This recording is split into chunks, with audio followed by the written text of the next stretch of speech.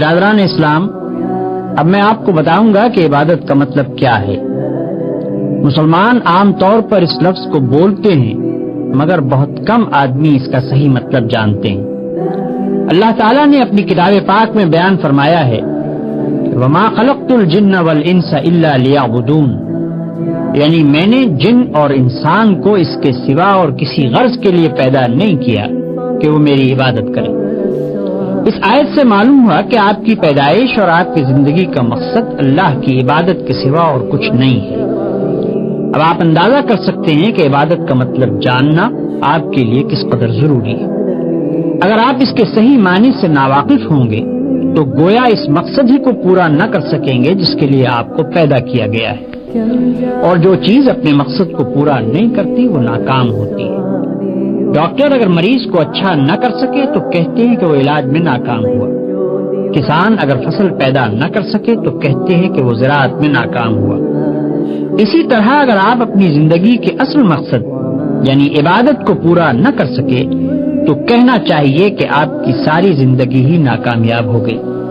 اس لیے میں چاہتا ہوں کہ آپ لوگ پورے غور کے ساتھ عبادت کا مطلب سنیں اور سمجھیں اور اسے اپنے دل میں جگہ دیں، کیونکہ اسی پر آپ کی زندگی کے کامیاب یا ناکام ہونے کا انحصار ہے۔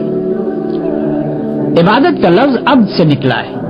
عبد کے معنی بندے اور غلام کے ہیں، اس لیے عبادت کے معنی بندگی اور غلامی کے ہوئے۔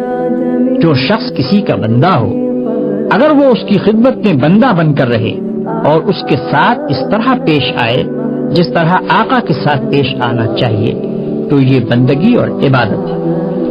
اس کے برعکس جو شخص کسی کا بندہ ہو اور آقا سے تنخواہ بھی پوری وصول کرتا ہو مگر آقا کے حضور میں بندوں کا سا کام نہ کرے تو اسے نافرمانی اور سرکشی کہا جاتا ہے، بلکہ زیادہ صحیح الفاظ میں اسے نمک حرامی کہتے ہیں۔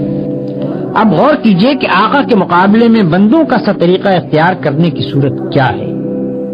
بندے کا پہلا کام یہ ہے کہ آقا ہی کو آقا سمجھے اور یہ خیال کرے کہ جو میرا مالک ہے، جو مجھے رزق دیتا ہے، جو میری حفاظت اور نگہبانی کرتا ہے، اسی کی وفاداری مجھ پر فرض ہے۔ اس کے سوا اور کوئی اس کا مستحق نہیں کہ میں اس کی وفاداری کروں۔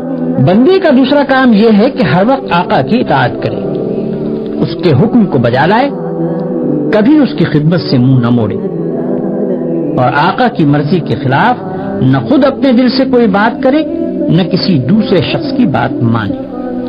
غلام ہر وقت ہر حال میں غلام ہے، اسے یہ کہنے کا حق ہی نہیں کہ آقا کی فلاں بات مانوں گا اور فلاں بات نہ مانوں گا، یا اتنی دیر کے لیے میں آقا کا غلام ہوں اور باقی وقت میں اس کی غلامی سے آزاد ہوں۔ بندے کا تیسرا کام یہ ہے کہ آقا کا ادب اور اس کی تعظیم کرے۔ جو طریقہ ادب اور تعظیم کرنے کا آقا نے مقرر کیا ہو اس کی پیروی کرے۔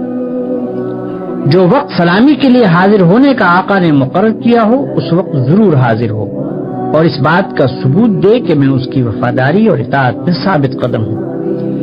بس یہی تین چیزیں ہیں جن سے مل کر عبادت بنتی ہے، ایک آقا کی وفاداری، دوسرے آقا کی اطاعت اور تیسرے اس کا ادب اور اس کی تعظیم۔ اللہ تعالیٰ نے جو یہ فرمایا ہے کہ وما خلقت الجن والانس الا لیعبدون، تو اس کا مطلب دراصل یہ ہے کہ اللہ تعالیٰ نے جن اور انس کو اس لیے پیدا کیا ہے کہ وہ صرف اللہ کے وفادار ہوں، اس کے خلاف کسی اور کے وفادار نہ ہوں۔